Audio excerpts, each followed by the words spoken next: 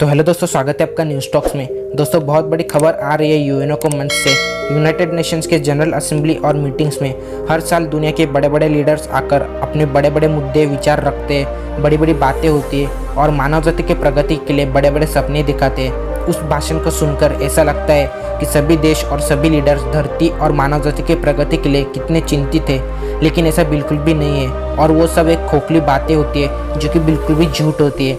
और 193 देशों का दुनिया का सबसे बड़ा संगठन आज एक डेट में एक पॉलिटिकल मंच बनकर रह चुका है, जिसको 4 से 5 गिने चुने देश अपने पॉलिटिकल और इकोनॉमिकल फ़ायदे के लिए इस्तेमाल करते हैं। और ये सभी देश बिल्कुल नहीं चाहते कि इनका अधिकार उनसे छीना जा सके, जिसके लिए ये सभी देशों ने पिछले 70 सालों से यूनाइटेड नेशंस में जरूरी फेरबदल होने नहीं दिए और ना ही कभी होने देंगे। इसी मुद्दे पर भारतीय सरकार और खुद प्रधानमंत्री मोदी जी ने कई बार यूनाइटेड नेशंस पर ये अपना मुद्दा उठाया था, लेकिन अब की और एक बार यूनाइटेड नेशंस को भारतीय सरकार ने फटकार लगाई है। इस बार भारत के विदेश मंत्री एस जयशंकर जी भी सामने आए हैं। दरअसल अब ये बात सामने आ रही है कि ग्लोबल टेक्नोलॉजी समिट में भारतीय विदेश मंत्री एस जयशंकर जी ने यूनाइटेड नेशंस पर निशाना साधते हुए कहा कि यूनाइटेड नेशन अब 70 साल पुराना हो चुका है, उसमें कुछ बदलाव करने का समय अब आ चुका है। और उन्होंने ये भी कहा कि यूनाइटेड नेशंस के permanent member USA, UK, Russia, France, China सबके सब यूएन बॉडी में होने वाले इलेक्शंस हारना शुरू हो चुके हैं, जिसका मतलब है कि बाकी देशों के साथ इनके विचार बिल्कुल भी तालमेल नहीं रखते। उन्होंने ये भी कहा कि बहुत चिंता का विषय है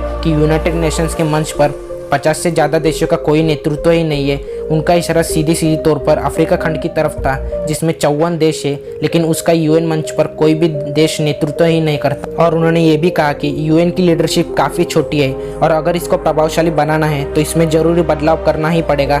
वैसे ये पहली बार नहीं है कि भारत इतनी कठोर तरीके से यूएन का आलोचना कर रहा है। इससे पहले भी एक बार प्रधानमंत्री मोदी जी ने यूएन के मंच पर भड़क गए थे और उन्होंने कहा था कि आखिर कब तक यूएन भारत को डिसीजन मेकिंग पावर नहीं देने वाला है, क्योंकि आज के दिन भारत 130 करोड़ आबादी वाला देश है।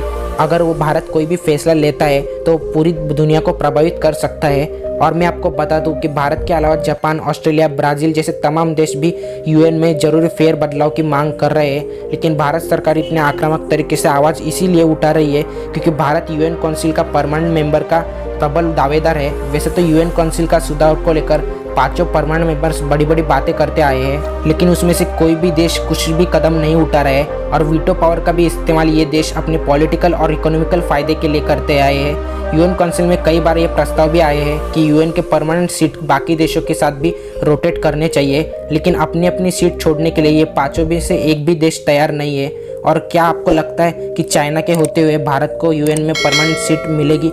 आपको इस पर क्या लगता है, कमेंट में ज़रूर बताइएगा।